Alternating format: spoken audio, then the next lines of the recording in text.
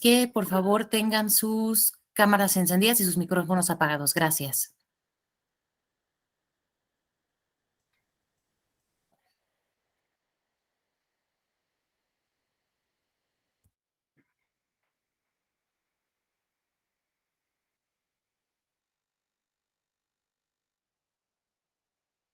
Hola, buenas tardes o buenas noches.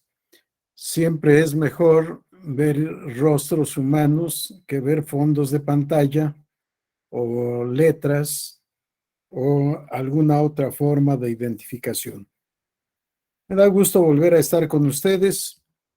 Antes de iniciar la parte que nos corresponde ahora sobre reglas procesales comunes, quiero saber si ustedes tienen alguna duda, alguna pregunta, algún comentario de todo lo que hemos visto en el transcurso de estos días. No únicamente de lo que hayan platicado conmigo, sino de los temas que han estado ya avanzando. ¿Alguna pregunta, comentario, observación, duda, sugerencia?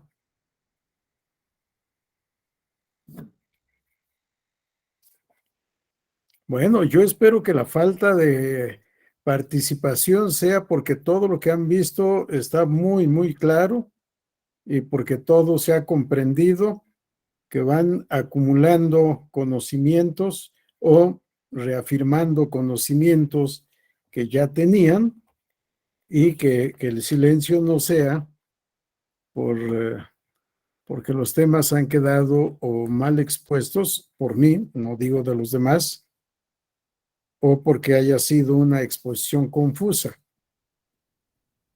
Bajo este rubro, reglas procesales comunes 1 y 2, en realidad lo que vamos a estudiar en los dos apartados 1 y 2 son las reglas comunes a todos los medios de impugnación que regula nuestra ley. Le llamo en ocasiones también Código Procesal, pero el título correcto, la Ley General del Sistema de Medios de Impugnación en materia electoral, que como han visto, en muchos aspectos se ha visto rebasado. Hemos tenido y tenemos textos que están desactualizados, en fin, pero es la ley que rige nuestro sistema de medios de impugnación y a esta ley debemos atenernos primero en cuanto a su texto y después en cuanto a su interpretación e incluso en cuanto a su integración con la jurisprudencia de las salas del tribunal, tanto regionales como especializada y sala superior.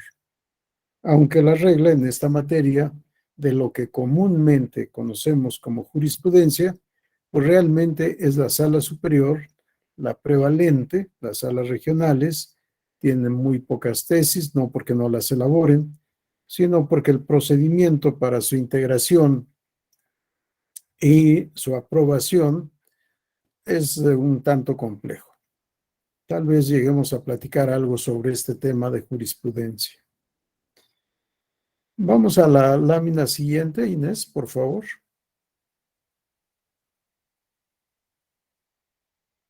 Nuestros subtemas, gracias, de acuerdo a el enunciado, requisitos de los actos procesales, actos de las partes y actos del órgano jurisdiccional. Y luego viene una enumeración desordenada, pero que sigue el orden de la Ley General del Sistema de Medios de Impugnación en materia electoral. La demanda, la improcedencia, la representación, el sobreseimiento, el emplazamiento, notificaciones, y la primera parte se queda hasta aquí. En la segunda parte ya veremos otros temas relativos a estas reglas generales y en realidad hablar de requisitos de los actos procesales es difícil, tendríamos que hablar de cada uno de ellos. Y por supuesto, Esto es siguiendo el método del legislador al expedir nuestra ley. De lo contrario, tendríamos que hacer una sistemática diferente para hablar del tema. ¿Alguien sabe, me puede decir, qué es un acto procesal? ¿Qué es y luego de quién es o de quiénes son? ¿Qué es el acto procesal?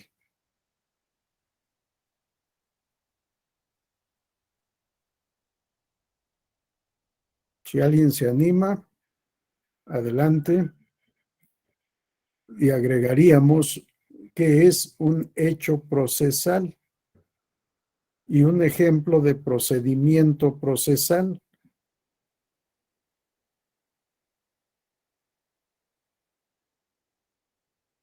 De los 15 que están, nadie se anima a hacer uso de la palabra, a referirse a alguno de estos términos, de estas expresiones.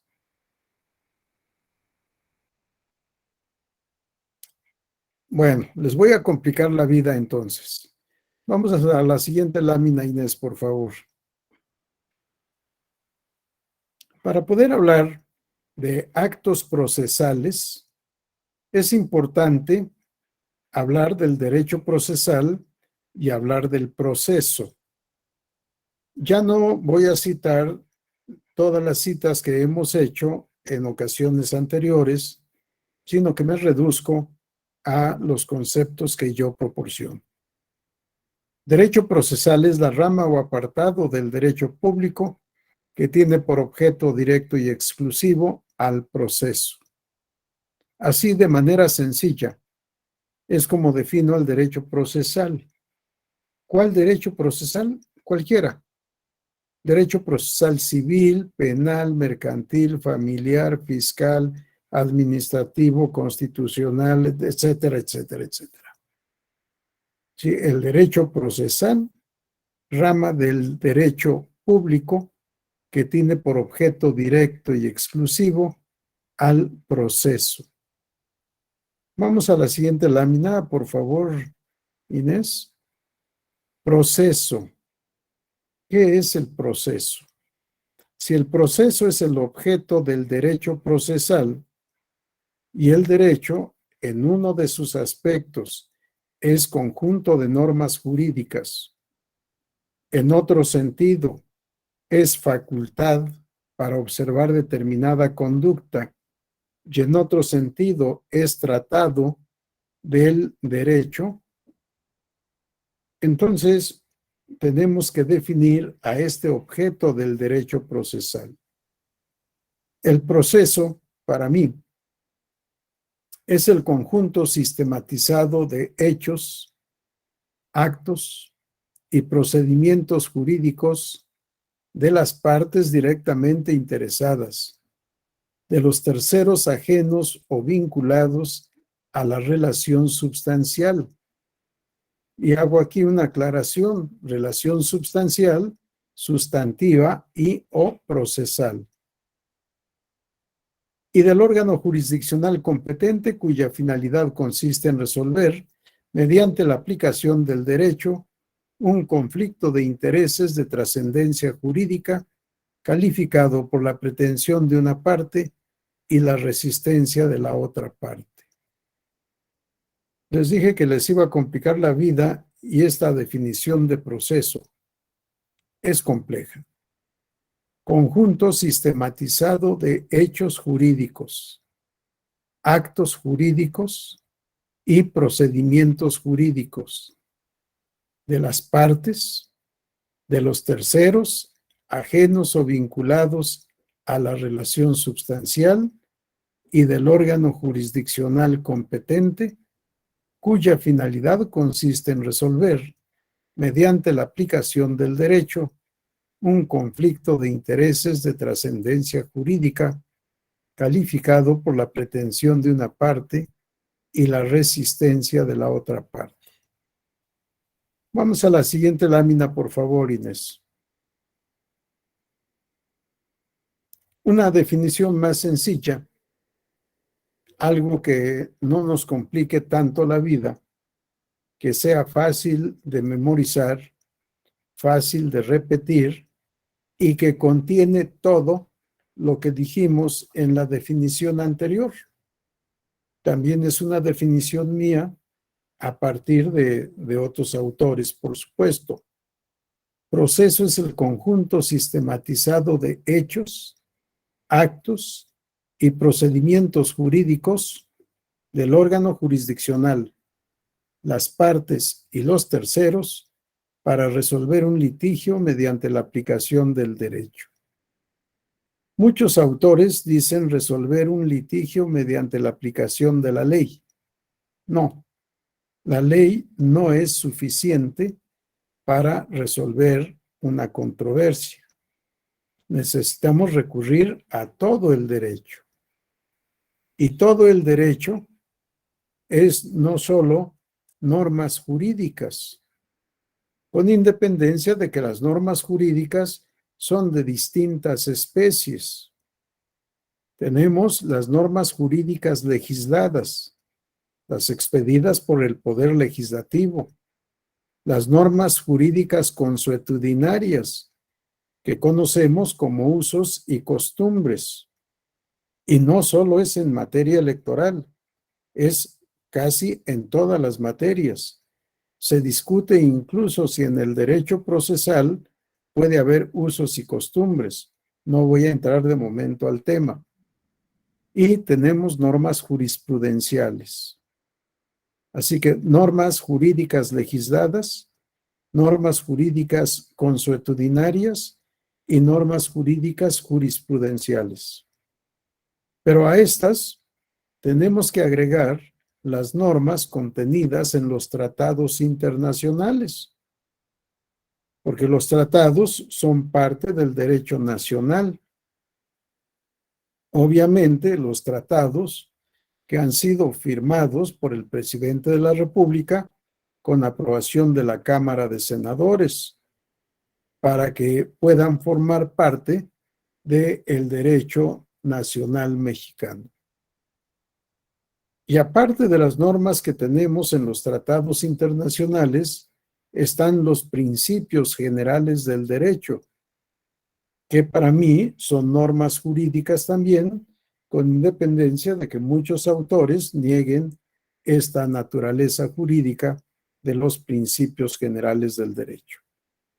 Si no fueran normas jurídicas, no serían vinculantes, no serían fundantes de, entre otros actos jurídicos, de las sentencias. Si recordamos el contenido del párrafo 4 del artículo 14 constitucional, vamos a tener en mente que las sentencias en materia civil se deben dictar conforme a la letra de la ley o a su interpretación jurídica, ya falta, o bien por parcialidad, por falta de completitud, dicen algunos autores, de la ley, tenemos que integrarla con, entre otros elementos, los principios generales del derecho. A falta de ley, se aplicarán los principios generales del derecho. Todo esto es el sistema normativo y todo es sistema normativo interno. Yo no denomino sistema normativo interno al sistema indígena porque todos nos regimos por sistemas normativos internos. Ningún país se rige por el sistema normativo externo. Y así tenemos nuestro artículo 133. Esta Constitución, las leyes del Congreso de la Unión y los tratados internacionales celebrados por el presidente de la República con aprobación del Senado son la ley suprema de toda la Unión. Todo eso es el derecho interno. Pero además, a partir de la reforma constitucional de 2011, que incorpora en el artículo 1 de la Constitución a los tratados internacionales y que se reconoce autoridad a la Corte Interamericana de Derechos Humanos y obviamente a la Comisión Interamericana de Derechos Humanos, y que nos sometemos como país, como Estado, a las sentencias de la Corte Interamericana de Derechos Humanos, siempre que en el litigio sea parte el Estado mexicano, hemos incorporado también la jurisprudencia de la Corte a nuestro derecho interno. Hemos incorporado de manera más abierta los tratados tuteladores de derechos humanos. Y esto es muy importante para nosotros porque los derechos políticos son derechos humanos.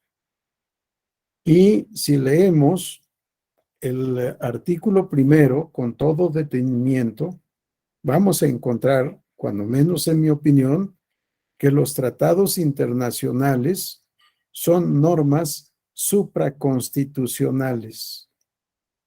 Si el Tratado Internacional Tutelador de Derechos Humanos protege mejor a los sujetos de derecho, debemos aplicar el tratado y no la Constitución. Aunque pareciera ser, porque así es el texto de nuestro artículo primero, pareciera ser que las restricciones previstas en nuestra Constitución están por encima de las normas convencionales internacionales. Sin embargo, para mí esto no es así. ¿Por qué? Porque el propio texto del artículo primero constitucional establece que se debe resolver siempre buscando la mejor o mayor protección para el sujeto de derecho, aunque nuestras leyes se refieran a personas, no solo es a personas. Y todo esto que la Suprema Corte de Justicia de la Nación ha denominado bloque de constitucionalidad para decirnos que son una unidad, Constitución y tratados internacionales tuteladores de derechos humanos. Lo cierto es que son dos documentos totalmente distintos y que si nuestra Constitución es superada por los tratados tuteladores de derechos humanos, debemos atender a lo previsto en el tratado, y no solo en el tratado, sino en la jurisprudencia de la Corte Interamericana de Derechos Humanos, e incluso en las opiniones consultivas. Si todo lo que sea protector, mejor o mayor de lo previsto en nuestra Constitución es aplicable en nuestro sistema jurídico.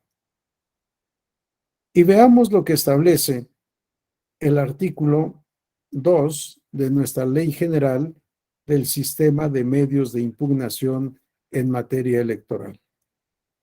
Para la resolución de los medios de impugnación previstos en esta ley, las normas se interpretarán conforme a la Constitución, los tratados o instrumentos internacionales celebrados por el Estado mexicano, así como a los criterios gramatical, sistemático y funcional.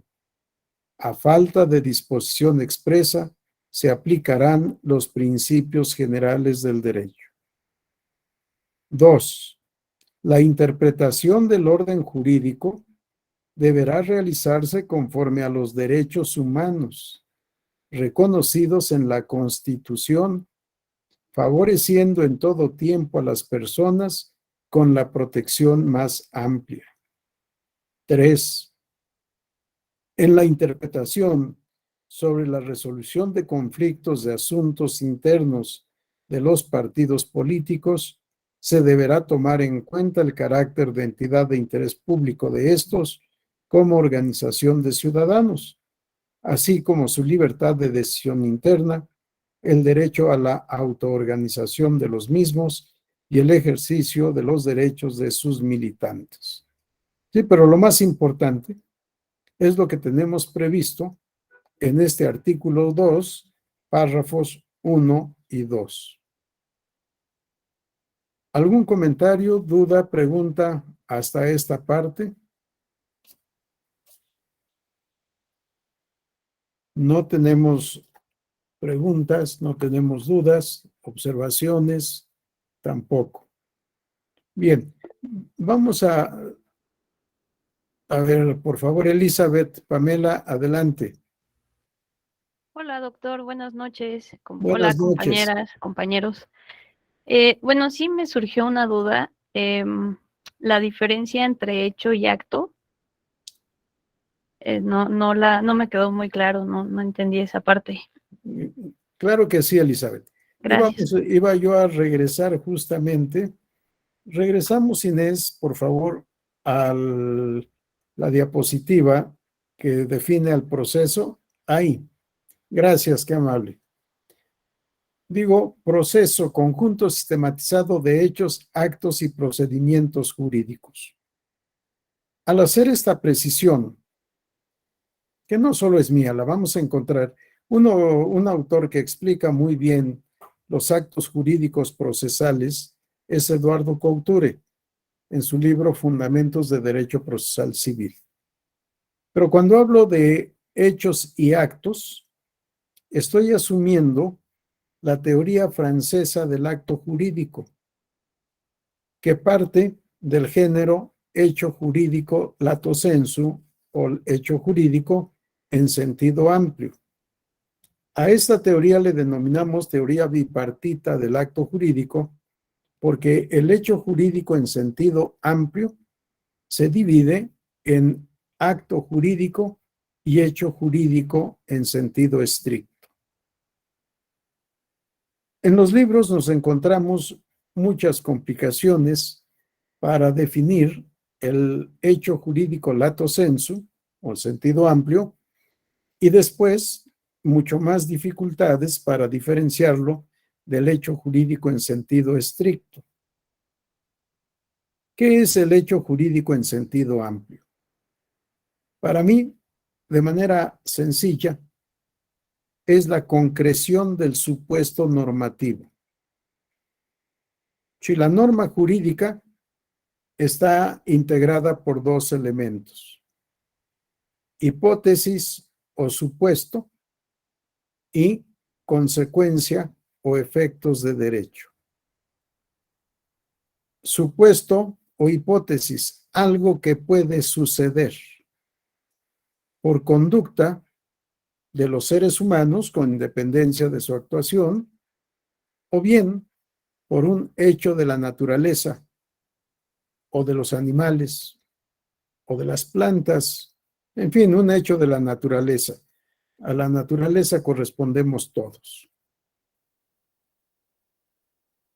En materia procesal, un hecho que siempre está presente, el tiempo. El tiempo es un fenómeno de la naturaleza. El día y la noche es por el movimiento de rotación de la Tierra sobre su propio eje. Por la hora nos vamos acercando ya a los momentos de oscuridad y transcurridas algunas horas volvemos otra vez a la claridad, a la luz del día. Aunque el día, en su acepción jurídica, comprende día y noche. El día es el tiempo que tarda la Tierra en dar una vuelta completa sobre su propio eje, que son las 24 horas. ¿Para qué todo esto? El tiempo rige al proceso. Obviamente el tiempo no es norma, pero el proceso se lleva a cabo en el tiempo. Nuestras normas jurídicas establecen que dentro del procedimiento electoral, aunque el legislador equivocadamente dice proceso, ¿sí?, dentro del procedimiento electoral, todas las horas y días son hábiles. Fuera de procedimiento electoral, ya no todos los días y horas son hábiles. Empezamos por excluir sábados y domingos. y demás días que conforme a la ley, a la jurisprudencia o a los acontecimientos de la naturaleza se tornan inhábiles. Si hay un temblor, pues nadie puede predecir, cuando menos de manera seria, cuándo y a qué hora va a haber un temblor. Y ese día, por seguridad de todos, se suspenden actividades. Se pueden suspender las actividades por varias horas o por todo el día o por varios días. Esa suspensión de actividades no está prevista en ninguna parte.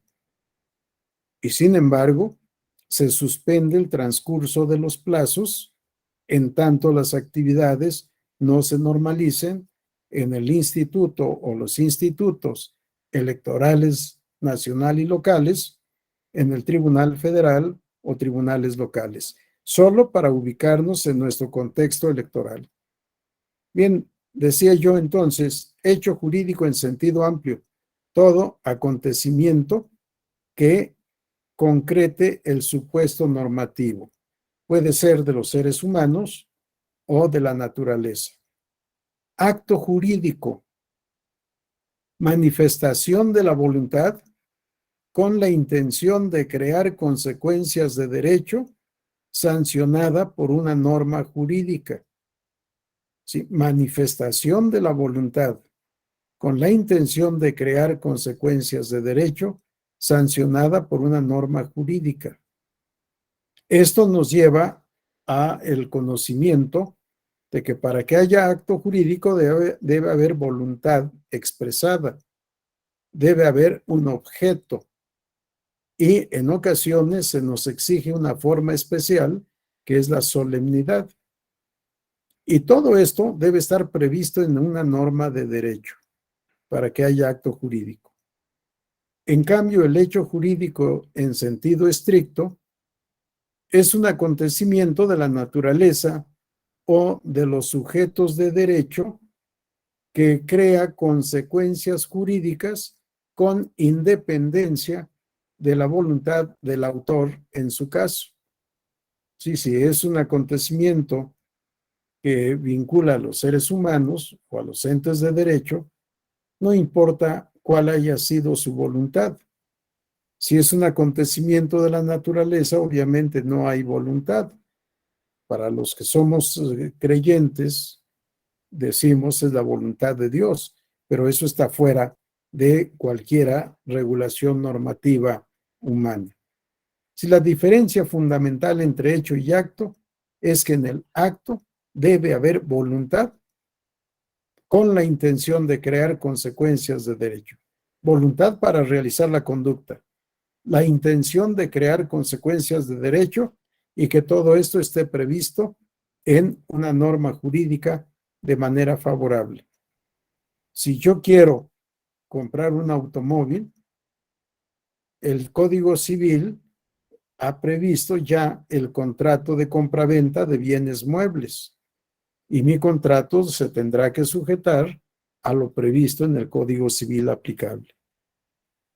Si yo robo un automóvil porque quiero tenerlo, mi conducta también está prevista en la ley, nada más que aquí en la ley penal, y se tipifica como delito de robo.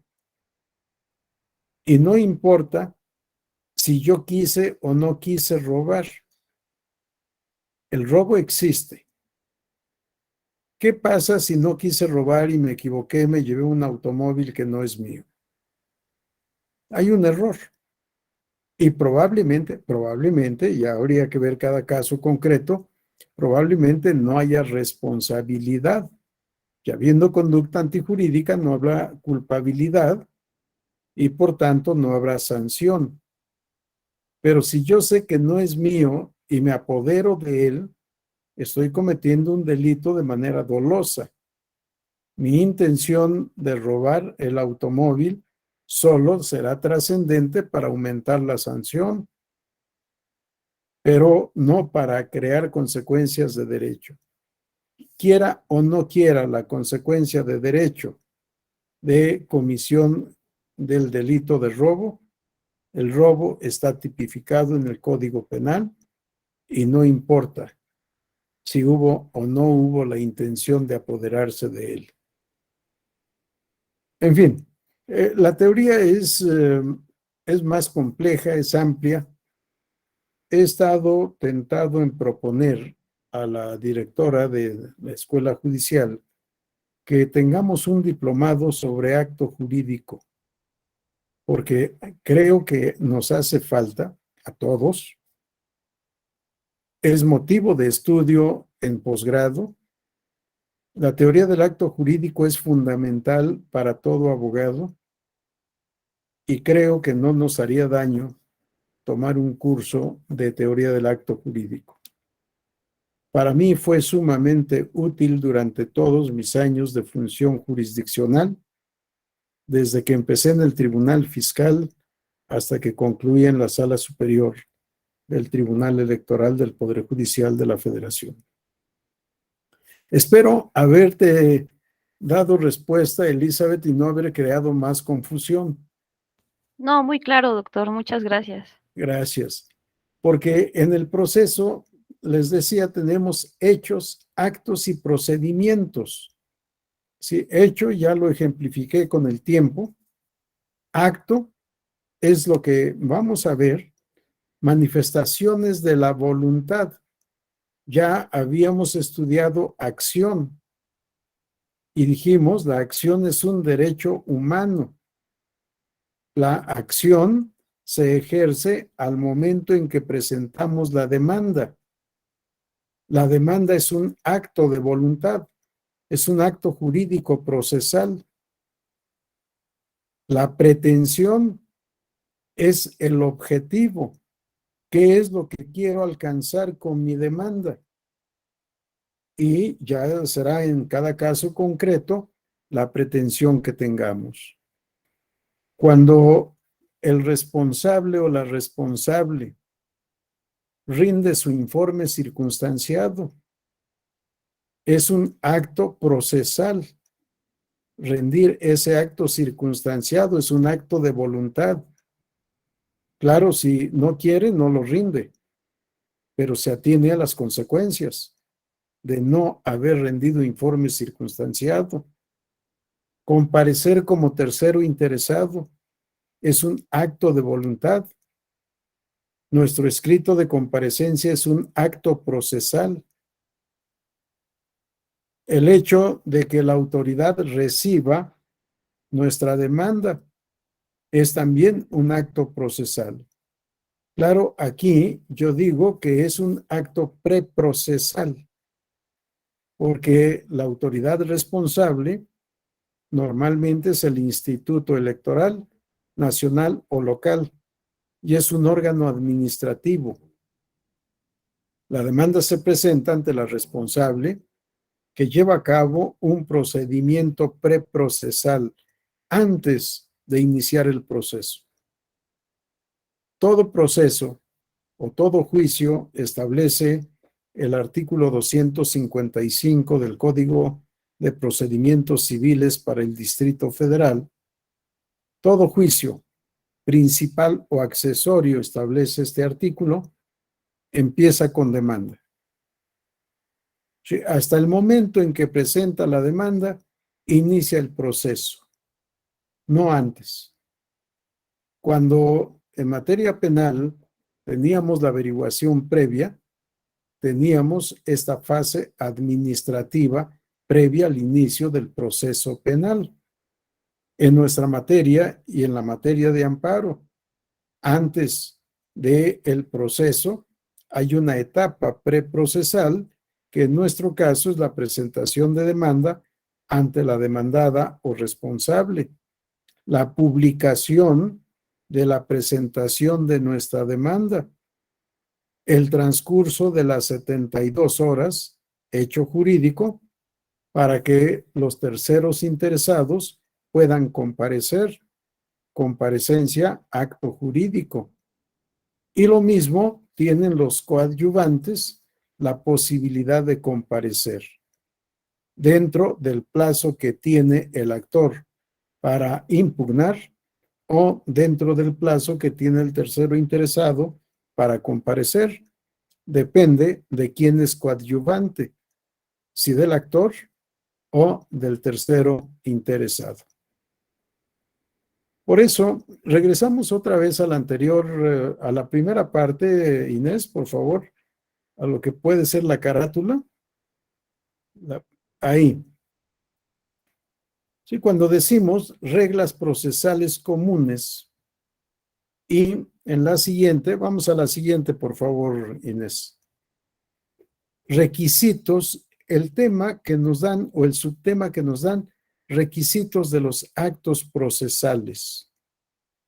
He tratado de sistematizarlo. Vamos más adelante, por favor, Inés, a donde estábamos, a la que sigue, a la otra. Vamos a dejar esto para después. A la siguiente, por favor, Inés. A la que sigue. Más adelante. Bueno, aquí nos detenemos. Sí, proceso electoral.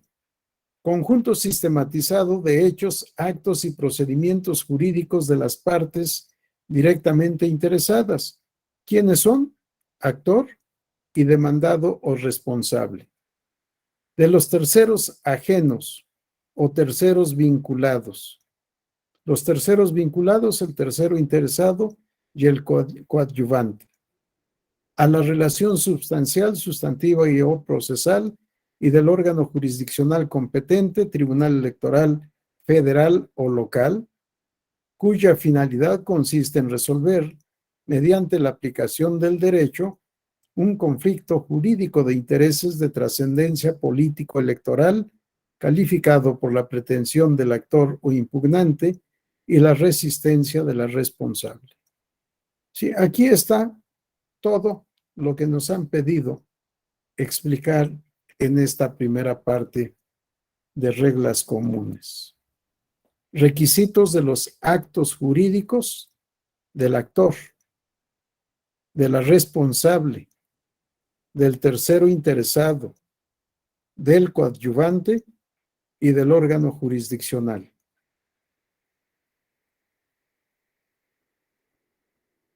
Vamos a la siguiente, por favor, Inés. Esta es una explicación más sencilla, también con la intención de memorizar. La anterior es con la intención de presentar todos los elementos para poder explicar todo el tema sin que algo se nos olvide. Y aquí, ya más sencillo, proceso electoral es el conjunto sistematizado de hechos, actos y procedimientos jurídicos del órgano jurisdiccional electoral competente, las partes y los terceros para resolver un litigio de naturaleza político-electoral mediante la aplicación del derecho. Procedimiento y proceso no es lo mismo. Todas nuestras leyes electorales están equivocadas al regular el proceso electoral, que nos dice el legislador se divide en etapa preparatoria o de preparación, jornada electoral, resultados y declaraciones de validez de la elección y solo para el caso de elección de presidente de la República, cómputo nacional de la elección, declaración de validez de la elección en su caso y declaración de presidente electo. Lo que se reitera en la materia local para la elección de gobernador o gobernadora de la entidad. Cuando solo elegimos integrantes de ayuntamientos o integrantes de la Cámara de Diputados, tanto federal como locales, no tenemos la cuarta etapa. Nos quedamos en etapa preparatoria, jornada electoral y resultados y declaraciones de validez. Procedimiento, para mí, es el conjunto sistematizado de hechos y actos para la consecución de un fin determinado. cualquiera que sea ese fin. Claro, si el fin no es jurídico, no hay actos, o probablemente no haya actos. Si estamos en la cocina, por ejemplo, y queremos hacer un pastel, necesitamos todo un procedimiento, además de habilidad, de inteligencia, de muchas cosas, que he advertido ahora con la época de la pandemia, que de vez en cuando me he metido a la cocina para ver las genialidades que se hacen y que yo soy incapaz de hacer. No que no quiera, sino incapaz de hacer algo de todo lo que se hace en la cocina. Para hacer una tarta, para hacer un pastel, para hacer un guisado, en fin, se tiene que seguir un procedimiento. O si queremos hacer una ley, tenemos que seguir un procedimiento. Si queremos hacer una sentencia, tenemos que seguir un procedimiento. En fin, para todo se requiere procedimiento. Por eso hablo de un conjunto sistematizado de hechos y actos en su caso, actos jurídicos en su caso, para la consecución de un fin, cualquiera que sea este fin. Quiero reducir de peso y voy al gimnasio, tengo que seguir todo un procedimiento de ejercicios para no lastimarme y alcanzar la finalidad que persigo. En fin, para todo hay procedimientos. Proceso solo en el derecho. Proceso es sinónimo de juicio, es sinónimo para el derecho procesal español, sinónimo de pleito, sinónimo de causa. En la materia penal no hablamos de juicios, sino de causas. En la materia civil no hablamos de causas, sino de juicios. Y en la materia electoral no hablamos de causa, sino de juicios y recursos. Mal hecho hablar de recursos, porque no todos son recursos. Excepcionalmente tenemos un recurso, el recurso de reconsideración. Y la reconsideración tiene una naturaleza híbrida triple, que ya en su oportunidad, ojalá tengamos oportunidad de estudiar.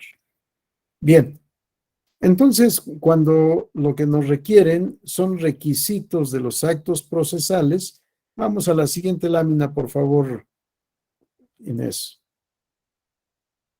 Lo que estamos planteando, gracias, es esto.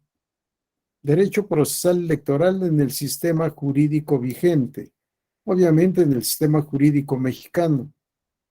La normativa común para todos los medios de impugnación que están en los artículos 1 a 33 de nuestra Ley General del Sistema de Medios de Impugnación en materia electoral.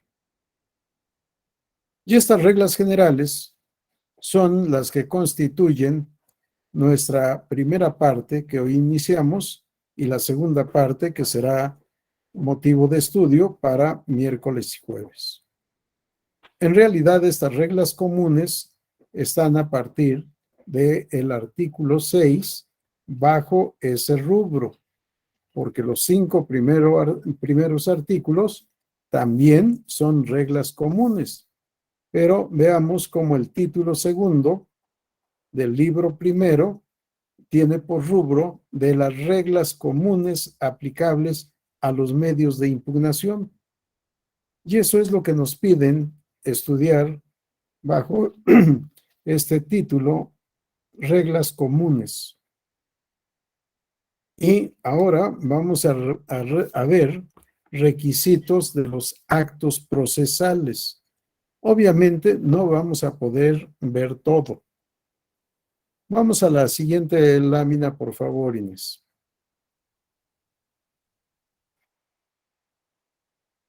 Partes en el proceso. Las dos partes fundamentales o las dos partes, si quieren, únicas, son actor y responsable. Al actor, que podemos denominar también enjuiciante, accionante, impugnante, recurrente Y en nuestra materia no, pero en juicio de amparo le denominan quejoso.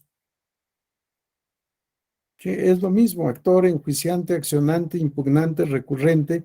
Lo de impugnante y recurrente realmente solo para nosotros en la materia electoral y quejoso en la materia de amparo. Y como contraparte, la parte demandada o responsable. Vamos a la siguiente lámina, por favor. Terceros vinculados a la relación substancial. El tercero interesado y el tercero coadyuvante.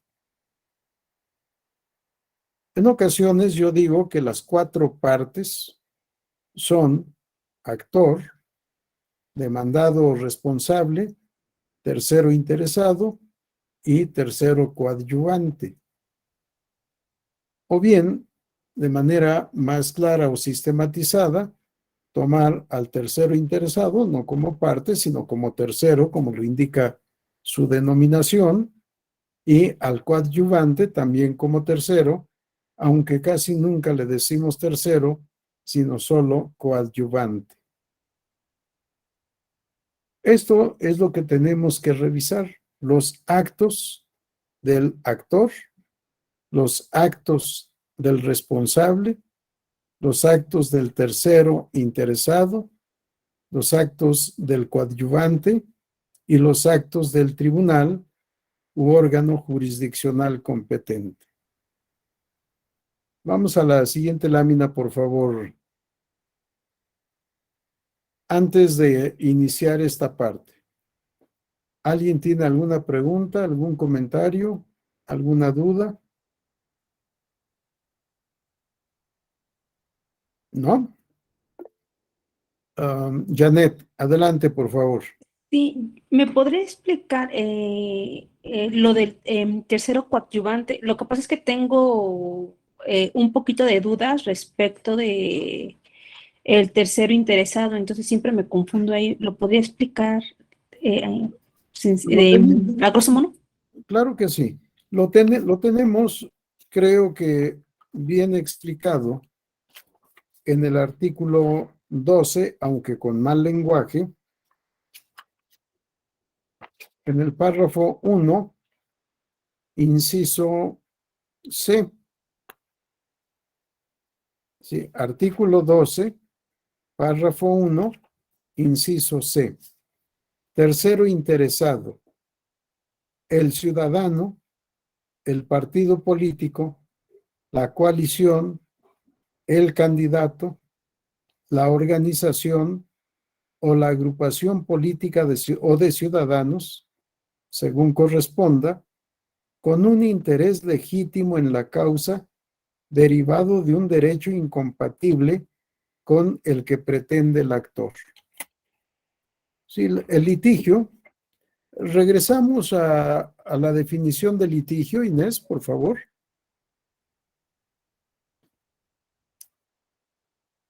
Antes. Ahí está, gracias, Inés. Vean, ¿qué es el litigio? Conflicto de intereses de trascendencia jurídica calificado por la pretensión de una parte y la resistencia de la otra parte. Pretensión del actor. Oposición del demandado.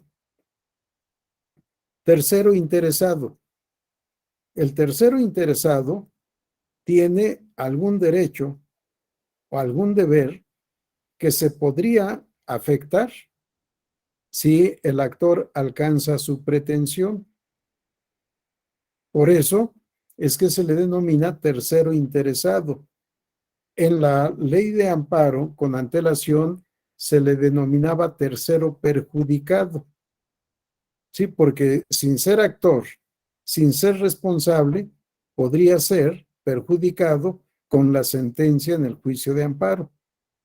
Pero no siempre se perjudica, en ocasiones se beneficia y por eso se ha cambiado a tercero interesado. En la materia procesal electoral siempre le hemos llamado tercero interesado. Vamos a un ejemplo.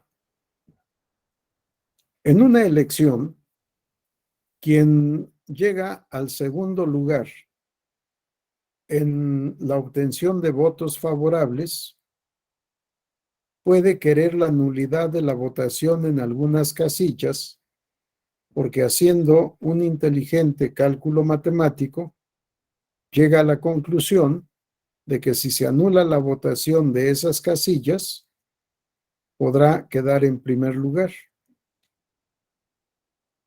¿Sí? Demanda la nulidad de la votación recibida en esas mesas directivas de casilla. ¿Quién es el demandado? El instituto, nacional o local, por conducto del órgano competente. Puede ser un consejo distrital o un consejo municipal en el orden local. Depende del tipo de elección. Si este partido que quedó en segundo lugar alcanza su pretensión, quedará en primer lugar, lo que perjudicará al que del cómputo distrital o municipal ha resultado triunfador. Entonces comparece al juicio de inconformidad y se opone a la pretensión del actor. ¿Sí? Tercero interesado, por eso el legislador nos dice, el que tiene un interés legítimo en la causa derivado de un derecho incompatible con el que pretende el actor. ¿Qué es lo que quiere el tercero interesado? Que prevalezca la validez de la votación de esas mesas directivas de casilla, objeto de controversia. Su interés es incompatible con el del actor y comparece a defender lo que hizo la autoridad que llevó a cabo el cómputo correspondiente. No sé si haya quedado claro, Janet. Y para los demás también, por supuesto. Sí, muchas gracias. Con gusto. Bien, el coadyuvante lo vamos a ver en unos minutos, hoy o mañana. Yo espero que hoy. ¿Quién es el coadyuvante? ¿Y en qué casos puede comparecer? Porque de todos los medios de impugnación que tenemos en materia electoral, no en todos los casos puede haber coadyuvante. Que yo, si estuviera en mi ámbito de facultades, admitiría al coadyuvante en cualquier medio de impugnación, y no solo al candidato, sino cualquier sujeto de derecho que esté legitimado y tenga interés jurídico para comparecer como coadyuvante del actor o del tercero interesado, que para mí el tercero interesado es coadyuvante de la responsable. ¿Por qué? Porque tiene una pretensión contraria a la del actor. Y la autoridad, pues obviamente como demandada, o el partido político como demandado, tiene un interés contrario al del actor. Entonces, tercero interesado, en su pretensión, se une, coadyuva con la autoridad en la realidad jurídica, sino en la realidad política únicamente, sino en la realidad jurídica, porque defiende lo mismo que está defendiendo el demandado. Por eso digo que para mí el tercero interesado es un coadyuvante del demandado. ¿Qué es coadyuvante? El que le ayuda, el que lo apoya, el que perdónenme esta expresión, nada tiene que ver con procesal, el que lo anima y le da más elementos para defender su interés. Que esto no lo vayan a repetir y no digan que yo lo dije, porque yo lo negaré. Bueno, si quedó claro, vamos a las láminas que siguen. Volvemos a avanzar, Janet, perdón, Inés, ¿hasta dónde estábamos? Si te acuerdas, si no, vamos una por una y te digo en dónde nos detenemos. Maestro, ¿me escucha? Buenas tardes. ¿Quién habló? Perdón, adelante. Gracias, maestro. Respecto también, cuando habla del coadyuvante, ¿podría entrar ahí el principio o la figura de amigo de la corte, el amicus curiae? No, no. Acuérdense lo que decíamos cuando yo decía, para mí son parte los cuatro: actor, demandado, tercero interesado y coadyuvante. Para la doctrina tradicional son terceros, pero son terceros, como decía yo en la definición, vinculados a la relación substancial. El amicus curia es un tercero no relacionado, no vinculado con la relación substancial. Regresamos, por favor, Inés, a la definición de proceso. Ahí está, a esta definición grande de proceso. Ahí está. Ve lo que decía yo, Héctor. Proceso es el conjunto sistematizado de hechos, actos y procedimientos jurídicos de las partes directamente interesadas. ¿Por qué directamente interesadas? Son actor y demandado. Indirectamente interesados, tercero coadyuvante y tercero interesado. O de los terceros ajenos a la relación substancial. El amicus curia, en singular, porque luego lo decimos también para el plural es amici curia. El amicus curia, en singular, es un tercero ajeno totalmente a la controversia,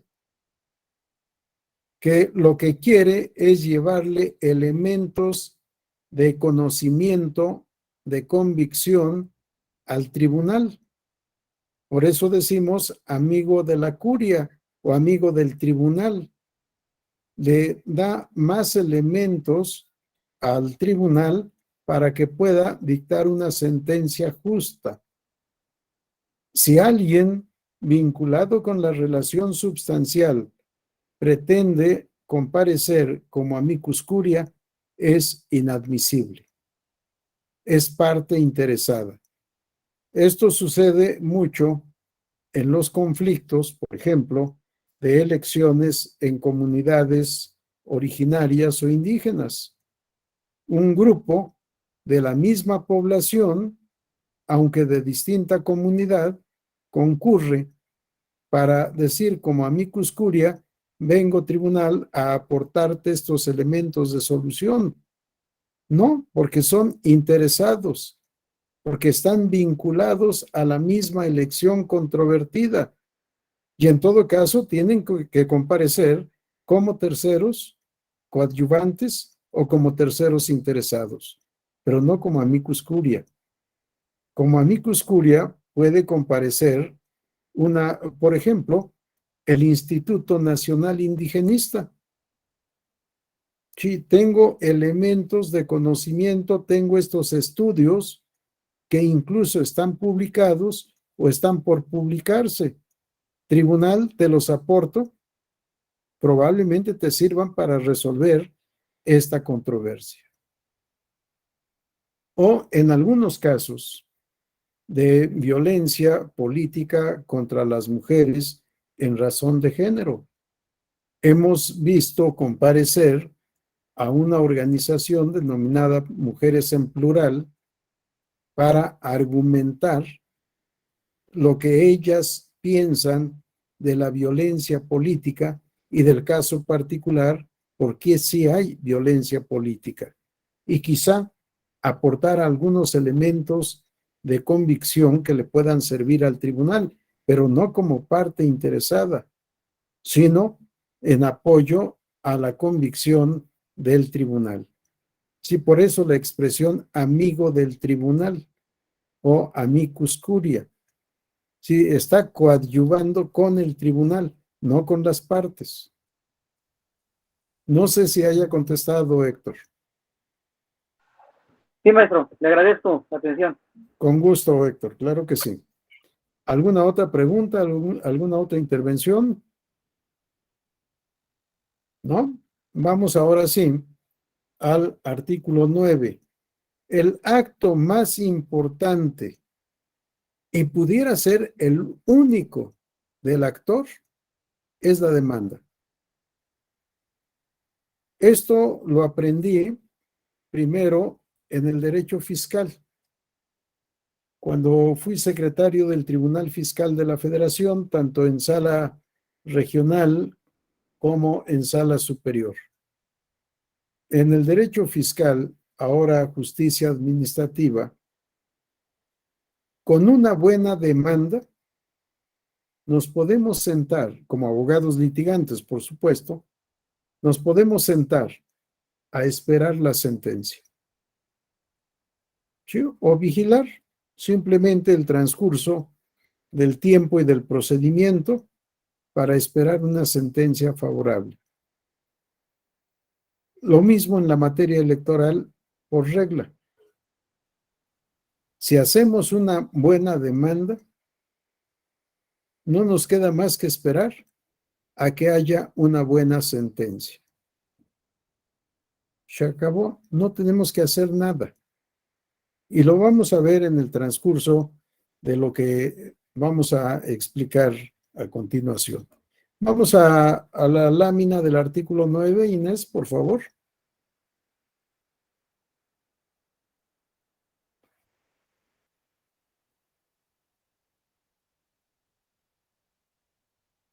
Sí, aquí, gracias. A ver si en la anterior, por favor. Ahí, gracias. Actos del impugnante, recurrente, enjuiciante o actor. La demanda, que de acuerdo a nuestra ley tiene que ser por escrito. La demanda con la cual se ejerce la acción, es decir, el derecho de ocurrir al tribunal para pedirle que resuelva una controversia. Demanda que contiene una pretensión. ¿Qué es lo que quiero? Y aquí realmente la pretensión, a diferencia de lo que explican muchos procesalistas del derecho civil, aquí la pretensión sí es dirigida al tribunal, porque le estoy pidiendo al tribunal lo que quiero, que declare la nulidad de un acto, de una resolución o de un procedimiento, o que lo modifique, porque así procede conforme a derecho. Aunque muchas veces usamos la palabra revocación y no nulidad. Así está en la ley, es un mal uso del lenguaje jurídico, pero no tiene mayor trascendencia desde el punto de vista práctico, porque al final de cuentas, lo que queremos es que quede sin efecto el acto, resolución o procedimiento controvertido. Que quede sin efecto con independencia de que el legislador le llame revocación o le denomine nulidad. El acto más importante del actor, les decía, es la demanda. De acuerdo a lo previsto en el artículo 9, la demanda debe cumplir determinados requisitos, o con la demanda el actor debe cumplir determinados requisitos. Veamos el acápite. Párrafo 1. Los medios de impugnación deberán presentarse por escrito.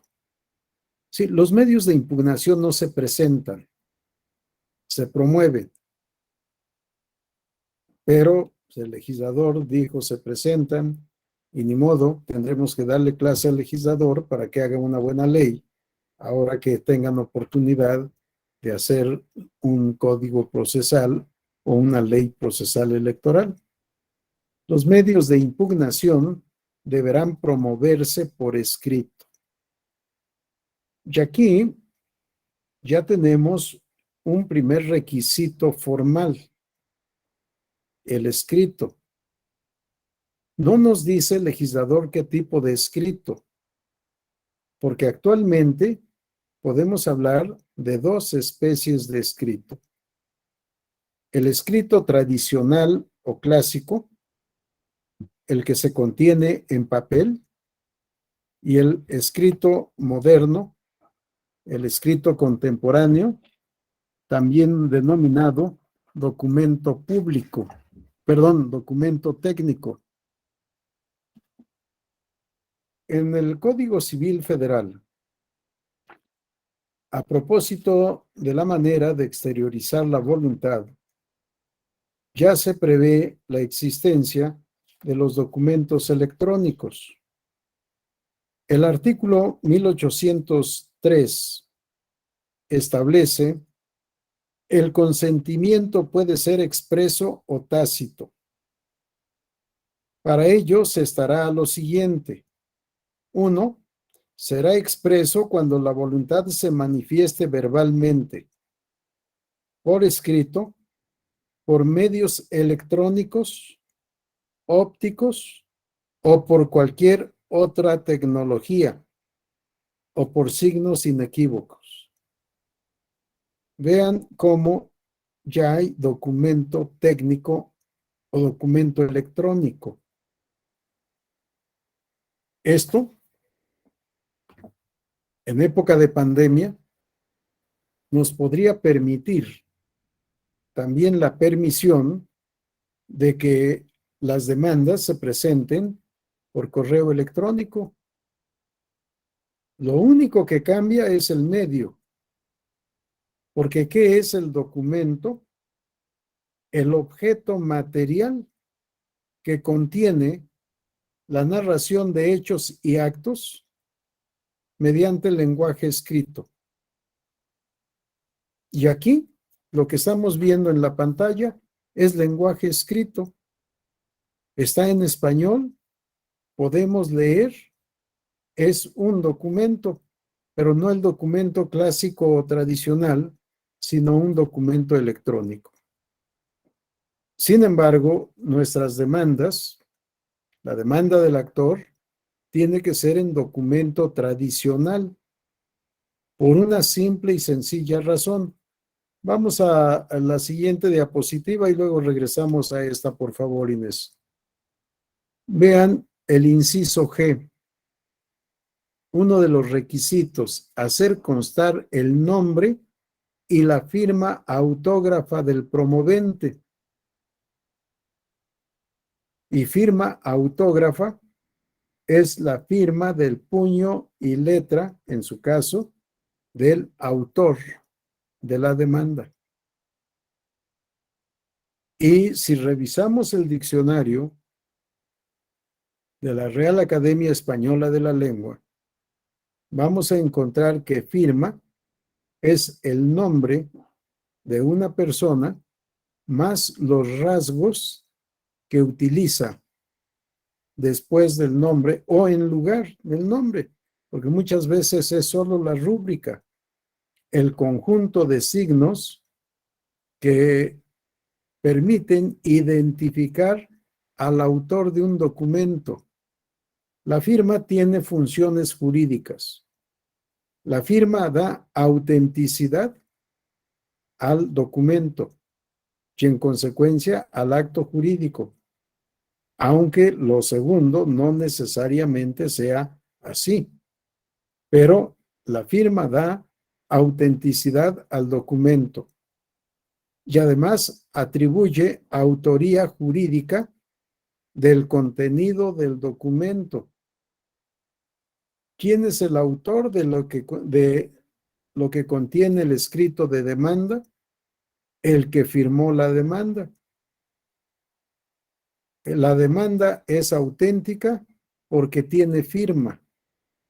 Si no tiene firma, se convierte en un anónimo y en consecuencia la demanda es inadmisible. Por falta de firma autógrafa se desecha. Si la firma no es autógrafa, aunque aparezcan los rasgos, porque el documento lo mandamos por fax o por esta vía o estas vías electrónicas, habiendo elaborado previamente un documento fotografiado, escaneado, como acostumbramos decir, pues aparecerán los signos que probablemente sean la firma, pero no son la firma requisito que establece la ley para la demanda, porque lo que establece la ley es firma autógrafa. ¿Sí? Regresamos a la anterior lámina, por favor, Inés. Sí, entonces, los medios de impugnación deberán promoverse por escrito. Y lo que sigue, ante la autoridad u órgano partidista señalado como responsable del acto o resolución impugnado. Responsable del acto, resolución o procedimiento impugnado, porque probablemente lo que estemos impugnando es un procedimiento. Si somos aspirantes a consejeros locales, por ejemplo, impugnamos, muchas veces lo que impugnamos es el procedimiento, no un acto, no una resolución, sino el procedimiento. Si somos militantes de un partido político y estamos en etapa de pre-campaña, probablemente no impugnemos un acto o una resolución, sino el procedimiento de pre-campaña. ¿Cómo se está llevando a cabo ese procedimiento? Por eso yo hablo de actos, resoluciones y procedimientos. Y dentro de los actos ubico actos positivos y actos negativos u omisivos. Al decir acto, incluimos también la omisión. Bien, entonces se debe presentar el escrito ante la autoridad responsable o ante el órgano partidista responsable del acto, resolución o procedimiento impugnado. Hay una excepción. No la vamos a ver de momento, o si quieren, nos remitimos al artículo y leemos esa excepción. Pero lo más importante, me parece que ya no está vigente la tesis de jurisprudencia que se estableció en los primeros años, en la primera década del Tribunal Electoral del Poder Judicial de la Federación. Si la demanda no se presentaba ante la responsable, el hecho de haberla presentado en otra parte, ante otro sujeto de derecho, no interrumpía el transcurso del plazo previsto para impugnar. De tal manera que cuando llegara a la autoridad o al órgano partidista responsable, pudiera ser extemporáneo o extemporánea la demanda. Y cuando llegara al tribunal, esa demanda se desechaba. En alguna ocasión, en oficialía de partes, cuando yo era secretario general de acuerdos, algún abogado llegó a insistir a oficialía de partes que se le recibiera su demanda. Y el jefe de oficialía de partes estaba instruido de no recibir sino lo que correspondiera a la sala superior. Hizo tanto escándalo el abogado, dijo: sé lo que estoy haciendo, soy maestro de derecho electoral y tienen ustedes obligación de recibir lo que traigo. No tienen por qué rechazar.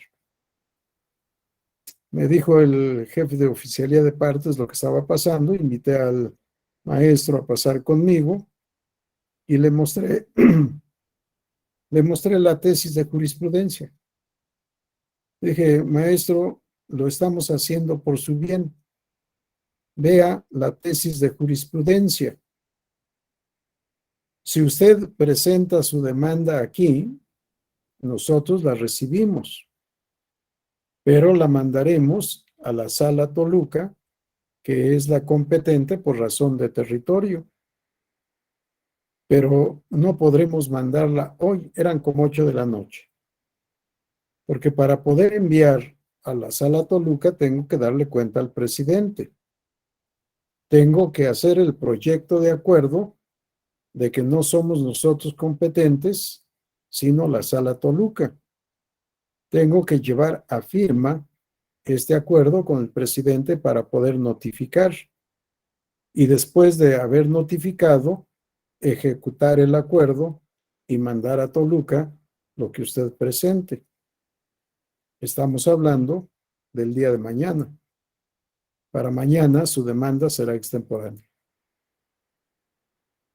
Le dije, porque eran, les digo, como 8 de la noche, si usted se va en este momento, puede hacer 2 o 3 horas, pero llegará todavía en este día.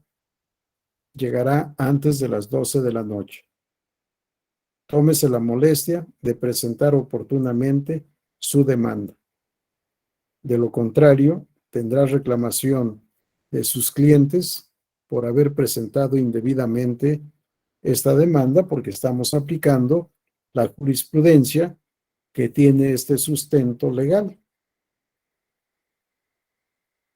Creo que me entendió y se fue. Actualmente ya no se cumple, no se aplica esta tesis de jurisprudencia y no se cumple esta disposición.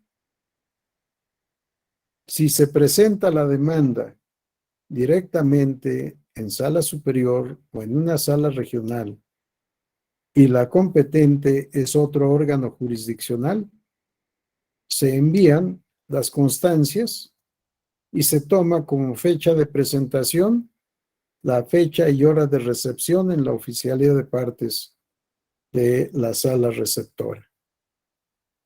O, si es competencia de la sala receptora, lo que hacen es integrar con copias un cuaderno para enviar ese cuaderno a el órgano competente responsable para recibir, competente para recibir y tramitar.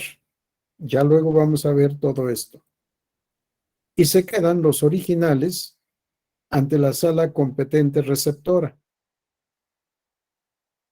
Y se toma en cuenta como fecha y hora de presentación la hora y fecha en que se recibió en la oficialía de partes de la receptora.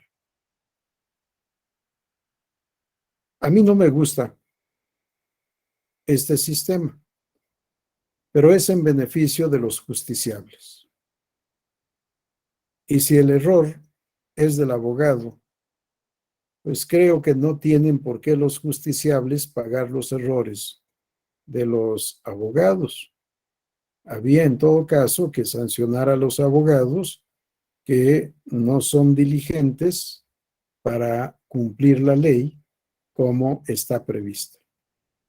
Así que esta parte de presentar ante la autoridad u órgano partidista responsable ya es letra muerta, ya no se le da eficacia en la práctica en beneficio de los justiciables.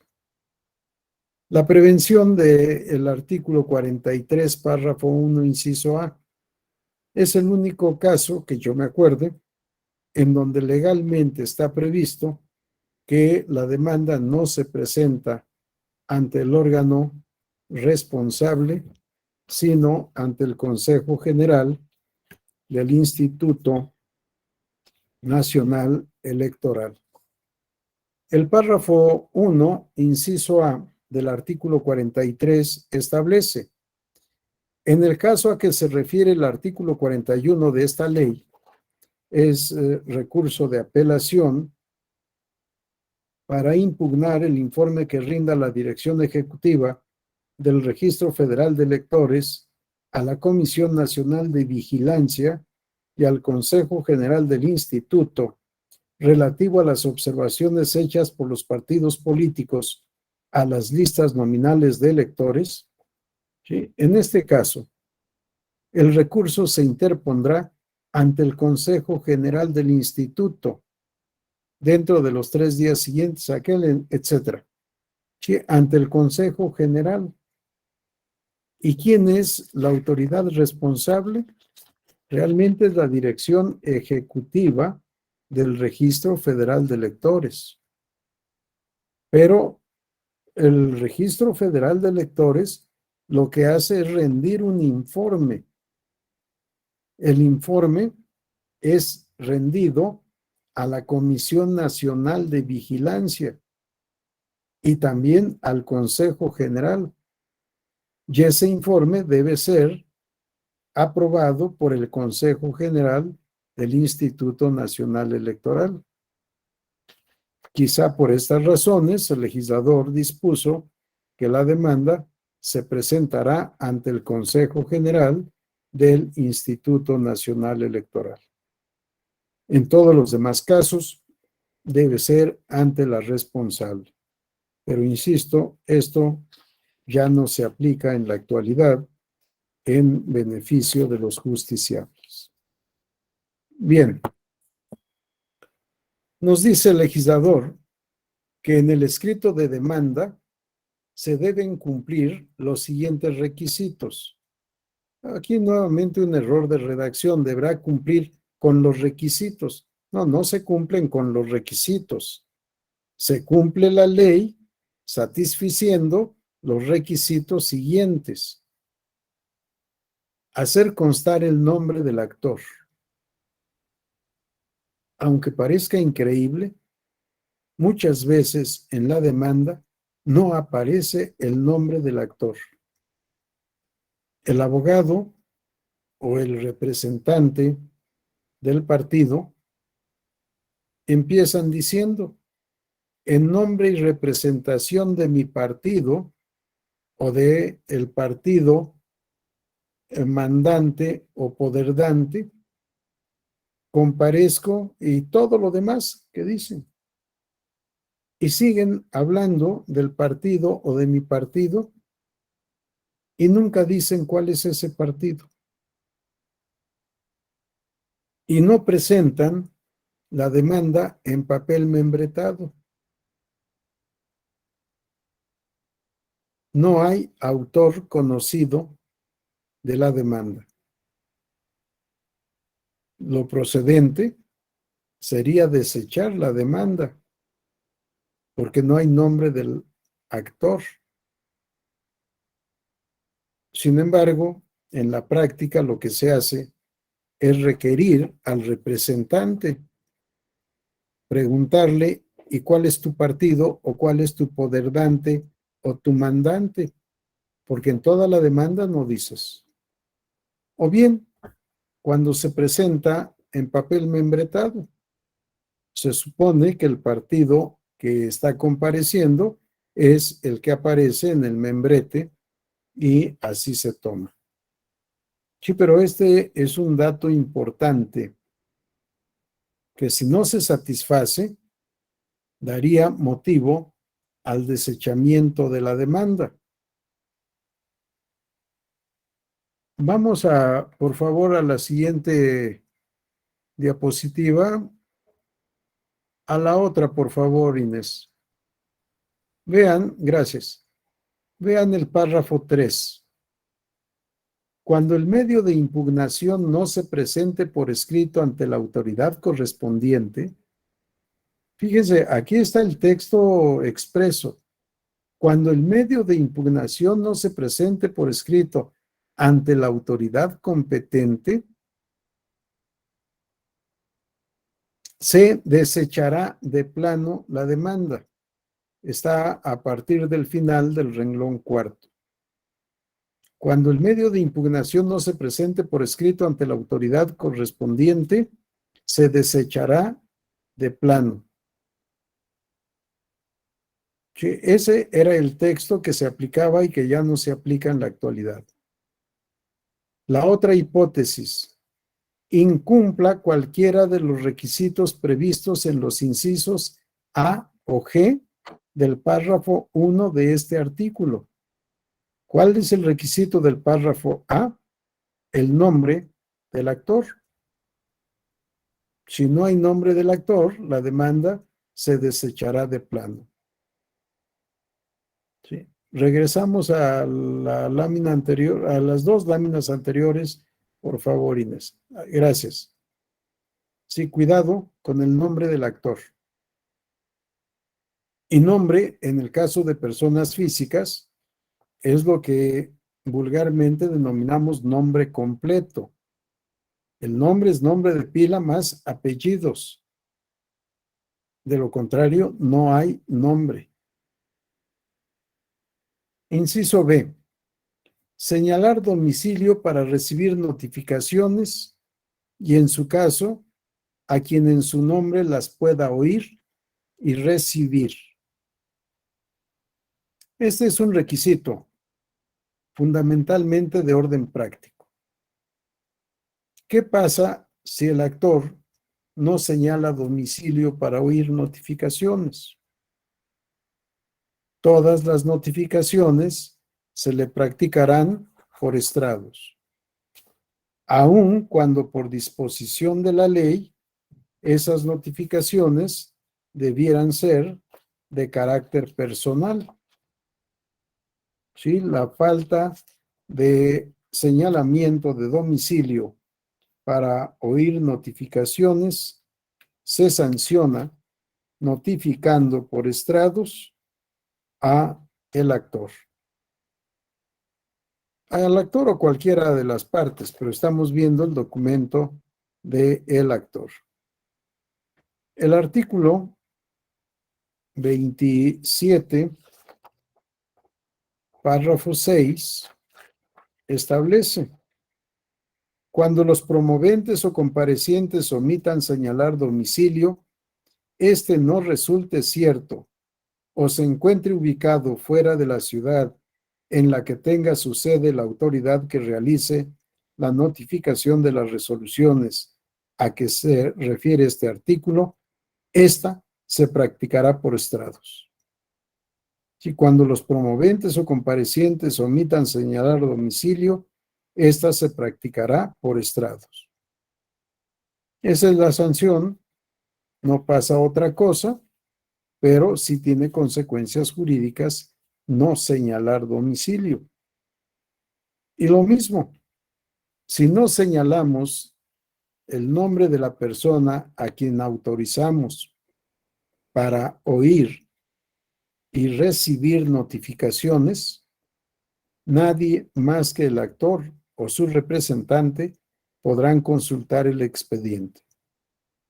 Nadie más que el actor o su representante podrán oír y recibir notificaciones. Por orden práctico, siempre es importante autorizar a alguien o a algunos para estos efectos. Por otra parte, no siempre es necesario señalar domicilio para oír y recibir notificaciones. En esta época, ya se pueden hacer notificaciones por medios electrónicos. Y puede pedir el actor que las notificaciones se le practiquen, todas las notificaciones se le practiquen por correo electrónico. Para ese efecto, debe obtener una cuenta de correo o debe obtener la autorización correspondiente del tribunal competente. Vamos a la siguiente lámina, por favor, Inés. A la otra, por favor. Ahí, la que sigue, perdón. Ahí está. El párrafo 4 de este artículo 9. Respecto a lo previsto en el párrafo 1, inciso B de este artículo, se realizará notificación electrónica de la resolución cuando las partes así lo soliciten. El tribunal proveerá de un certificado de firma electrónica avanzada a quien lo solicite. Las partes podrán proporcionar dirección de correo electrónico que cuente con mecanismos de confirmación de los envíos de las notificaciones. Las partes deberán manifestar expresamente su voluntad de que sean notificados por esta vía. ¿Sí? Ya podemos entonces practicar las notificaciones por medios electrónicos, pero se requiere la petición expresa de los interesados y tener una cuenta de correo electrónico seguro, autorizado por el Tribunal Electoral del Poder Judicial de la Federación o por los tribunales electorales que en su caso hayan previsto en su legislación esta vía de notificación. Si es así, no hay señalamiento de domicilio, porque el domicilio es un lugar y la cuenta de correo electrónico no es un lugar, es un dato. El artículo 26, párrafo 3 de la misma Ley General del Sistema de Medios de Impugnación establece que las notificaciones se podrán hacer personalmente, por estrados, por oficio, por correo certificado o por telegrama, según se requiera para la eficacia del acto, resolución o sentencia a notificar, salvo disposición expresa de esta ley. También podrán hacerse por medio electrónico, conforme a lo establecido en el párrafo 4 del artículo 9 de este ordenamiento. ¿Sí? Así que se puede señalar domicilio o una cuenta de correo electrónico con la petición expresa, clara, de que se solicita que las notificaciones sean por correo electrónico. Y por supuesto, se requiere que el tribunal así lo acuerde, que acuerde favorablemente esta petición. Si no hay acuerdo o no hay acuerdo favorable de parte del tribunal, no se podrán practicar las notificaciones por esta vía, correo electrónico. Regresamos otra vez al texto inicial del artículo 9. Inés, por favor. Perdón tanto movimiento, pero así lo demanda la dinámica de la exposición. ¿Alguien tiene alguna pregunta, algún comentario que hacer? ¿No? Seguimos entonces. Vamos a la otra lámina, por favor, Inés. Inciso C. Acompañar el o los documentos que sean necesarios para acreditar la personería del promovente. Si promovente no es lo que dice el legislador. El legislador cometió muchísimos errores al expedir esta ley, porque vean lo que nos dice en el párrafo 2 del artículo 12. El párrafo 2.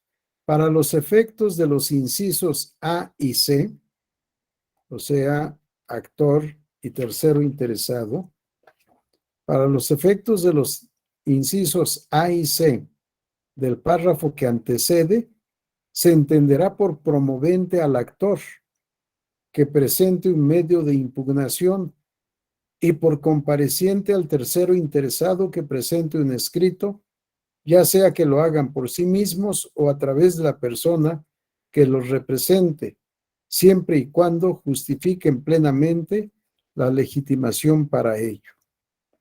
Si según el legislador promovente es el actor, compareciente es tercero interesado. Error. Promovente es el que promueve, cualquiera que sea su carácter. Puede promover como actor, como responsable, como tercero interesado, como coadyuvante, como testigo, como perito. Incluso puede una persona totalmente ajena, promover. Soy profesor de la escuela judicial. Tribunal, te solicito respetuosamente me expidas copia del expediente tal que es un asunto definitivamente concluido. Estoy haciendo estudio sobre este caso para una conferencia, para una plática, para lo que sea. Soy promovente. Estoy promoviendo en un juicio o recurso ya concluido. Si promovente viene de promover, de actuar, en este caso en el proceso. Compareciente, igual, el que comparece. Puedo ser llamado como testigo y comparezco. No promuevo nada. Me ofrecieron como testigo y el tribunal me llama, tal vez para ratificar mi testimonio o para proporcionar datos que considere el tribunal son necesarios, son complementarios. Para eso son las facultades para mejor proveer, para perfeccionar una prueba, que venga el testigo. Si el testimonio en la materia electoral, lo vamos a ver en su momento, es, o se debe hacer constar, mejor dicho, se debe hacer constar en documento otorgado ante fedatario público, o el testimonio se rinde ante fedatario público que lo hace constar en un documento público, obviamente.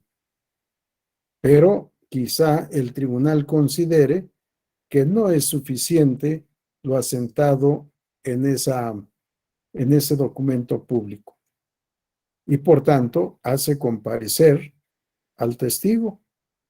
Si el testigo comparece, no promueve. El testigo comparece. Ofrezco en el juicio una prueba pericial. Requiero al perito para que comparezca a aceptar el cargo. Si el perito no promueve, el perito comparece y acepta o rechaza el cargo. ¿El perito va a promover? Sí, cuando rinda su dictamen. Tiene que presentar un escrito y decir, tribunal, en cumplimiento de la encomienda que se me dio, vengo a rendir mi dictamen. Y si es necesario, comparecer a la audiencia de desahogo de pruebas para contestar las preguntas que el tribunal le pueda hacer a fin de estar en aptitud de resolver. Así que compareciente no necesariamente es promovente, sino quien comparece a juicio, quien comparece al proceso. Promovente quien promueve en el proceso, con independencia de su carácter. Actor no es lo mismo que promovente, tercero interesado no es lo mismo que compareciente. Promovente, el que firma la demanda a nombre del actor. ¿Quién es el actor? Invento el partido político A. ¿Quién es el promovente? El presidente del Comité Ejecutivo Nacional en representación de su partido. Actor y promovente son dos entes de derecho distintos en este ejemplo. Soy ciudadano y promuevo un juicio para la protección de derechos político-electorales del ciudadano. Pero yo no me quiero parar en el tribunal. Otorgo un poder especial para actos procesales. Normalmente decimos para pleitos y cobranzas. Otorgo un poder o celebro un mandato, depende de lo que me interese.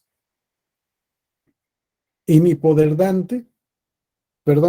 apoderado o mi mandatario van a comparecer en mi nombre y representación. El actor es el poderdante o mandante.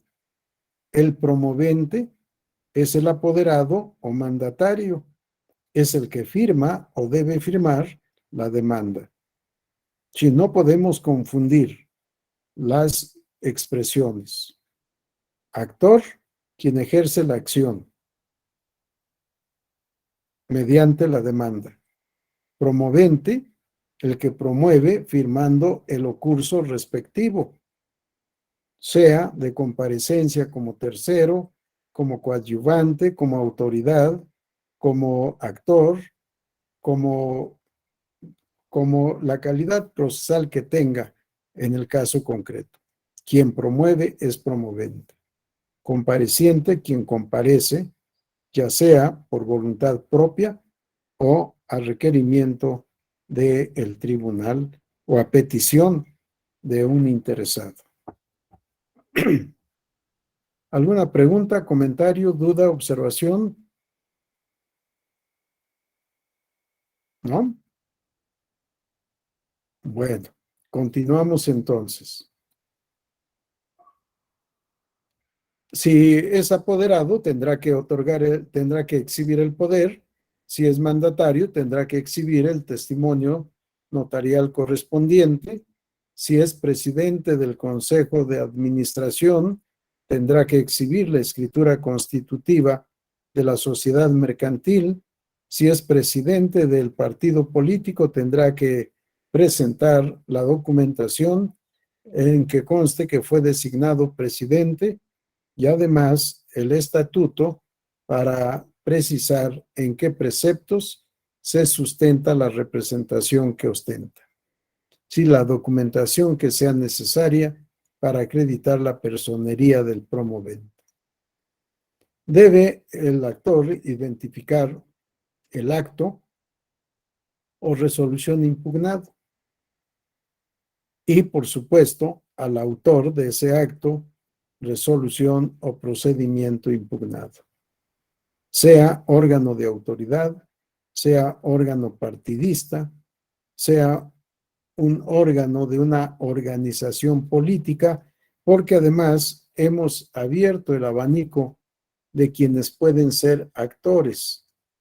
El artículo 12 de esta ley que estamos leyendo, Ley General del Sistema de Medios de Impugnación en materia procesal, y ya lo vimos, si no mal recuerdo, en otra de nuestras actividades, nos dice que actor es quien, estando legitimado, lo presente por sí mismo, en tanto que autoridad responsable la autoridad responsable o el partido político, en el caso previsto en el inciso G del párrafo 1, es el que ha realizado el acto o emitido la resolución que se impugna.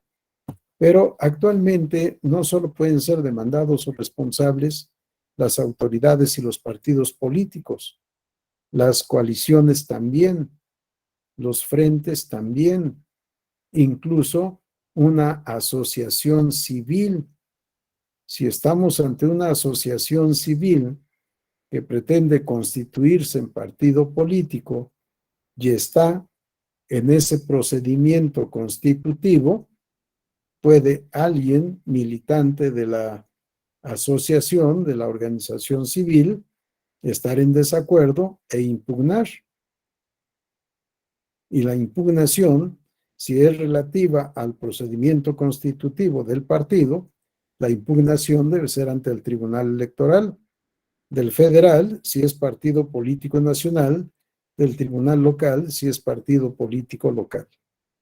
En fin, esa gama también de posibilidades de demandado o responsable es bastante amplia en la actualidad. Inciso E. Mencionar de manera expresa y clara los hechos en que se basa la impugnación. Sí, hechos, narración de hechos. Los agravios que cause el acto o resolución impugnado. Los preceptos presuntamente violados y, en su caso, las razones por las que se solicite la no aplicación de leyes sobre la materia electoral por estimarlas contrarias a la Constitución política de los Estados Unidos mexicanos. Se pudo haber ahorrado mucho el legislador y no hubiera incurrido en omisión si nos hubiese dicho que el requisito para el actor que en la demanda se expresen conceptos de agravio. Porque aquí le faltó mencionar violación a la jurisprudencia, violación a los usos o costumbres, o violación a los tratados internacionales, o violación al convenio celebrado, si es que es un partido con otro partido, etcétera.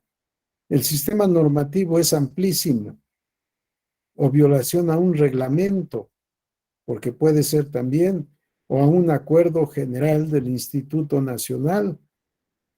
En fin, el sistema normativo es amplísimo. Lo que queremos es que, o lo que se quiere, es que el actor narre con claridad, con precisión, los hechos que motivan la demanda, que señale los preceptos normativos o jurídicos que considera infringidos o violados, y la argumentación, los conceptos de agravio, por qué considera que el acto, resolución o procedimiento impugnado debe ser anulado, revocado o modificado, por qué lo considera contrario a derecho. Este es el requisito importante, requisito fundamental, la argumentación jurídica para sustentar su pretensión. Pero el legislador nos dijo mencionar de manera expresa y clara los hechos en que basa la impugnación, los agravios que cause el acto o resolución impugnado, los preceptos presuntamente violados, y ahí se acabó. Porque las razones solo las pide cuando el actor solicite la inaplicación de una norma por considerarla contraria a la Constitución Federal. Siguiente requisito: ofrecer y aportar las pruebas dentro de los plazos para la interposición o presentación de los medios de impugnación previstos en la presente ley.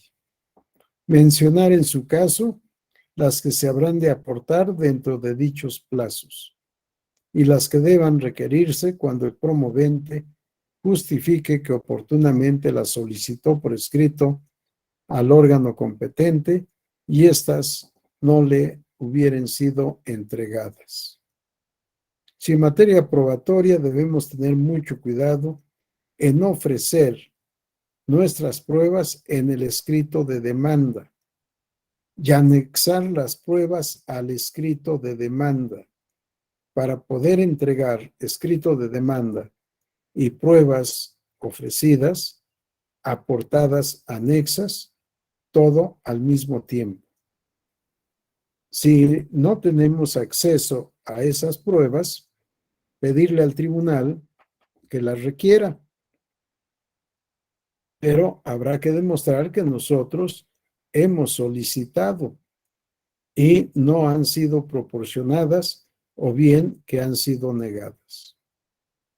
Y lo mismo, si tengo las pruebas, pero en ese momento no dispongo de ellas, pero tengo tiempo todavía, hago el ofrecimiento de pruebas, preciso cuáles estoy aportando en ese momento y cuáles aportaré dentro del plazo legalmente previsto para impugnar.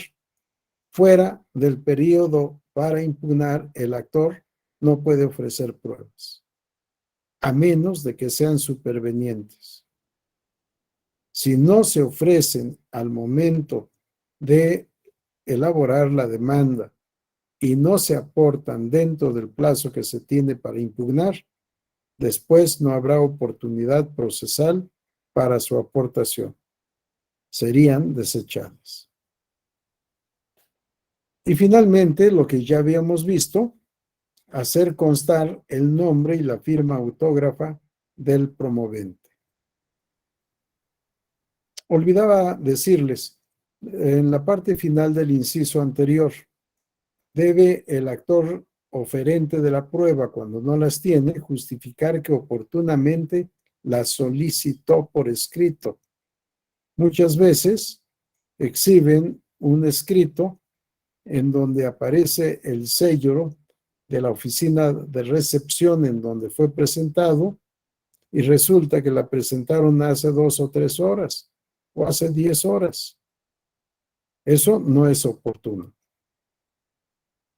Si tenemos 4 días para impugnar, o 3, o 48 horas, nuestro tiempo de antelación para la petición de las pruebas debe ser congruente con estos plazos.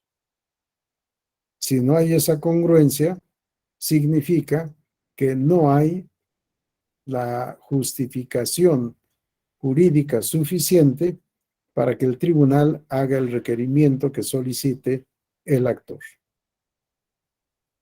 Bien, ¿dudas, preguntas o comentarios?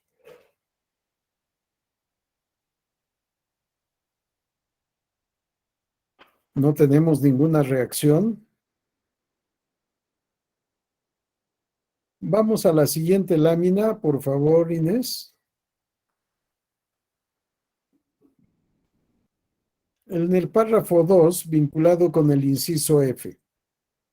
Cuando la violación reclamada verse exclusivamente sobre puntos de derecho, no será necesario cumplir con el requisito previsto en el inciso F del párrafo anterior. Sí, si no hay hechos controvertidos, no tenemos la necesidad de ofrecer pruebas. Si el problema es de estricto derecho. No recuerdo si con ustedes, creo que fue en otro grupo, hablé de los adultos mayores ante la justicia electoral. Y teníamos un caso de un ciudadano que dijo: comparezco a demandar al Instituto Nacional Electoral porque no me permite participar en el procedimiento de selección de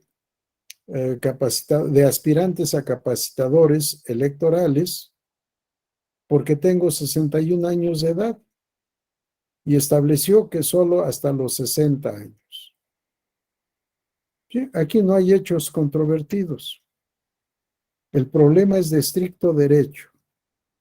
El ciudadano con 61 años de edad tiene o no derecho a ser capacitador electoral si es que cumple con los requisitos. Y, por supuesto, tiene o no derecho a participar en el procedimiento de selección. El acuerdo del instituto fue en el sentido: solo los que tengan menos de 60 años de edad, o hasta 60 años, no recuerdo el texto literal, pero el interesado, el demandante, dijo: tengo 61. Sí, estaba fuera del límite. El de 61 tiene derecho, sí o no, a participar. Es una cuestión de estricto derecho, no hay pruebas que ofrecer. Bien, el párrafo 3 lo dejaremos para actos de la autoridad. Y ya leímos el párrafo 4 en la parte conducente. Son las 8:59. Si alguien tiene alguna pregunta, comentario o duda, adelante.